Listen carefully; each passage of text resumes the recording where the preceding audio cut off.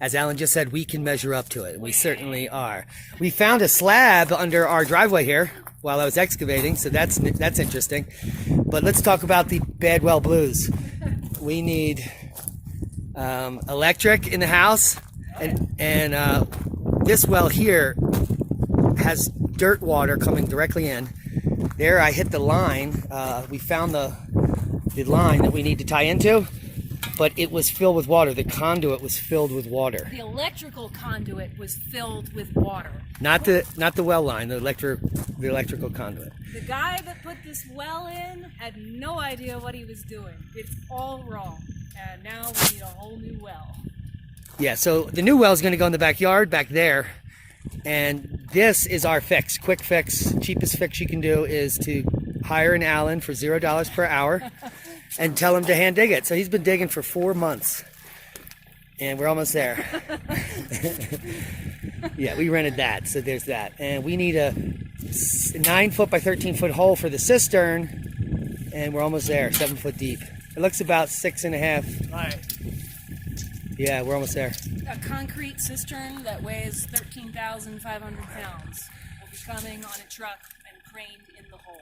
Yeah, so if you never had a concrete cistern delivered, you need to prepare a nice 1-foot fluffy pad of sand at the bottom of your hole. And it's got to be a little bigger than the cistern, which is, the cistern measures like 7 by 9. Roughly, a little smaller than that. And we're going to drop that right in the hole. Then we're going to tie it back into that pipe, which goes into the house, and then the new electric to the pump for the cistern will go in there. Actually, 7 by 9 is pretty accurate. It's more like 7 by 11. So there you have it. A little more. So there it is. There's the story of the bad well, which is here, and very suspect because it had this little top on it that we had to cut off. It's installed improperly.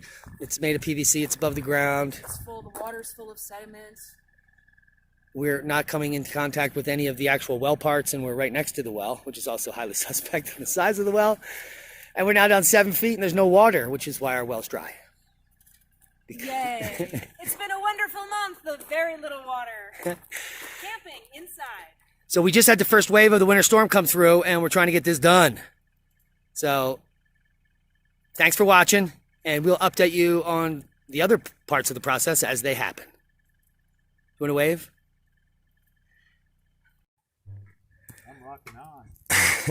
or unrocking. We are literally making our own clean fill at this moment, ladies and gentlemen. You could go buy it and have it delivered for several $100s a load, up to $500. Or if you have a tractor, you just get your own dirt from the cleanest spot possible and you go through it. And then the final stage will be with a rake, but we have this really nice sand. Fantastic. That is the trick, though, is that you do need to have ground where you're likely to get something reasonably clean. Yeah. Unless you want to spend countless hours doing this. But most dirt's pretty clean. Yeah. This is a strange place where we're in a river valley, so we have all rocks. Well, wait till you see all the rocks in the cistern hole. Yeah. So this is to finish the cistern job that many people were interested in. And we are manually putting in the 8 to 12 inches of clean fill needed in the giant hole. So that's what we're doing. That's the update. Here we are at the hole. And we've got the backfill in. Clean fill. I would say there's probably 8 to 10 inches, depending on where we are in here. Which is more than plenty, and it's screed flat as a old lady's ass. Oh. I couldn't think of anything. Think of a better. I can't think of one either. That was flat pretty. as a pancake. Yeah, that's not that funny. So the bottom of this hole is probably 5 feet, right, Alan? The beginning here is 5. 5 feet. And then so it drops down 1.5 feet ish, but here about 1 foot to 6 or 7. Where were we at? About 6 feet. 6.5 feet, I think, to the top, because it's Alan's height. Oh yeah, to the top from where it is now. And then the cistern's 4.5 feet high, and then we'll have 1.5 feet on top. And if we want more, we'll just put a pile on top of that. What do you think, Alan? It's looking good. Looking good. And it only took 2 loads filling that truck. So, tomorrow the cistern comes and we'll film. Well, hopefully he can get down the road. What are your thoughts on that? Hopefully they can get down the road. Because the hill is from there, that grade there, straight down over there. Not that bad. It's not that good though. And so, all good cistern hole podcasts deserve a good horse. These are two good horses.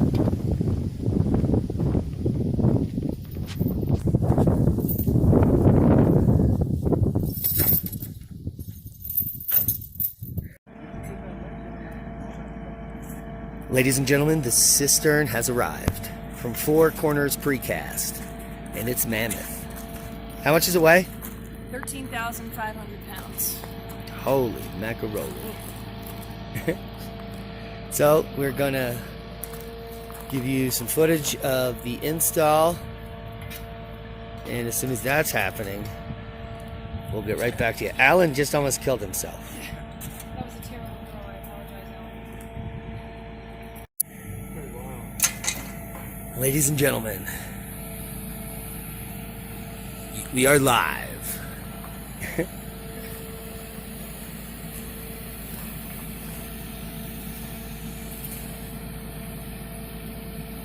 Oh, there's a lid on it already. So that was the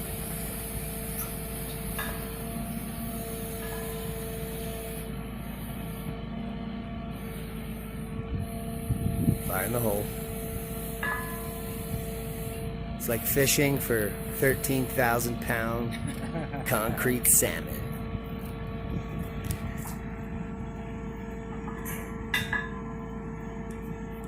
It must be slightly annoying to do a job like this because everybody wants to watch. Right. And you're on stage every time you do this.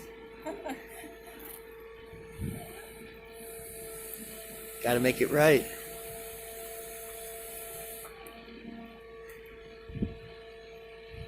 Look at the size of that crane.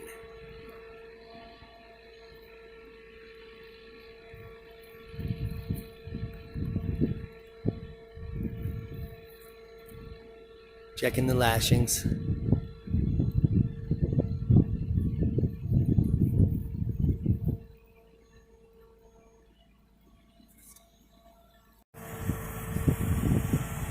So now the 6-ton levitating concrete salmon is off the deck.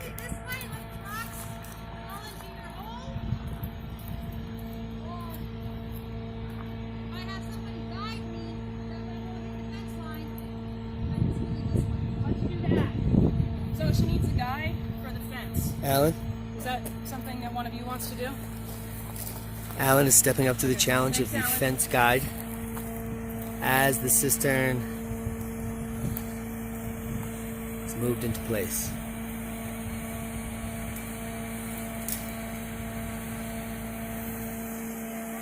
Quick prune job.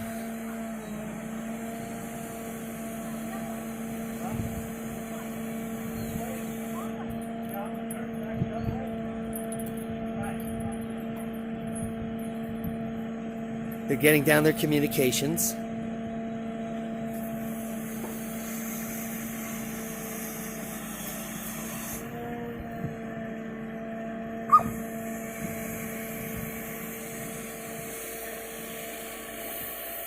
Nice.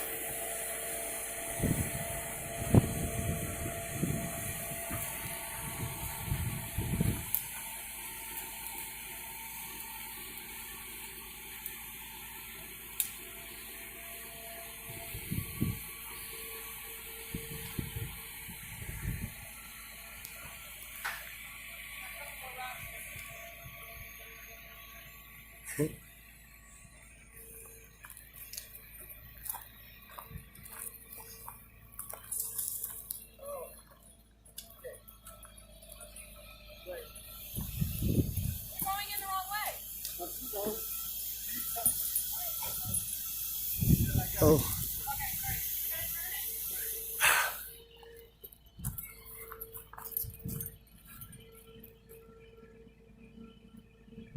Got two inlets on this end from the top to the bottom, one up on top.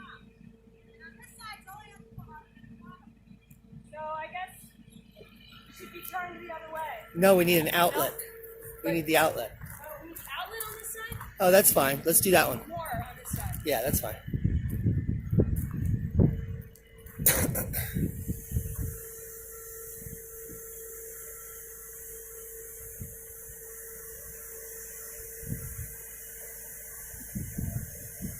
Nice.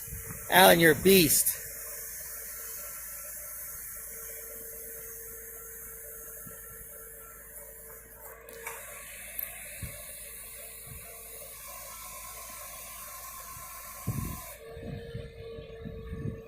Does it matter that we're crooked? No? Mike is bringing the cables up over the tank at this point. Perfect. It's in the hole. All right, we're here in the already plumbed cistern. Can you move that a little? Yeah. And so we got a shop vac up here. We've got our power washer, which I paid over $300 for this. Go with a big one because this is marginal. Yeah. This is just okay, and it's gas powered, easy to start, but you need a certain amount of water pressure from a tap. You can't use it in a remote area. I spent hours filling that up and cleaning that to bring it here, and it just doesn't work.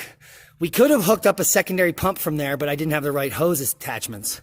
So we wound up using river water, Which comes from a pump. and we had good pump pressure. So the plumber left this kind of dirty.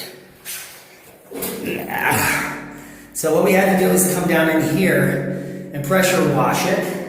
This is a dual use cistern. It can be used as a septic tank. That's what the separation wall is. But if the hole is open, it's just used as a storage tank. And the main reason for pressure washing this cistern is that it's concrete, and so the pH will be very high, at 10 or 11 in the first tank. So you have two options. You can fill your tank 3 times and wait for the pH to come down, or you can pressure wash the inside first and not have to worry about it. So that's what we did. It was kind of fun, and it's over now. And I shot back all the water out, used a terry cloth cotton towel to get the rest. And this is ready to be filled tomorrow. And so we're gonna have water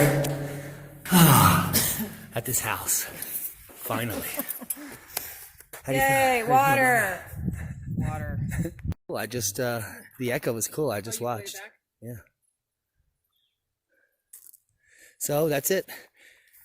We amazingly have an all-female plumbing team, so that's a highlight. Awesome. 3 women and 1 guy on this job. And that's basically the finish. There's a vent, the white pipe. There's a riser up here for the access to get in. We're gonna have a box here. And this is the line that I cut earlier because it's in the most unexpected place coming out from the existing well. And so when we put in the new well in the backyard, we'll just be able to come in here and tie in here with a T. So that's the plan. They're wiring it up now, so Leah's gonna have water tomorrow. I am waiting with anticipation. You'll be able to poop without using a 5-gallon bucket. And thanks for watching. Subscribe to the channel if you haven't. Share this with like-minded people. Putting in a cistern yourself is not too hard if you have some help. And it's a lot cheaper. We saved probably $3,000 or more. Easily. And so the whole project probably just going to cost us around $3,500. That's my guess. All right. Peace out.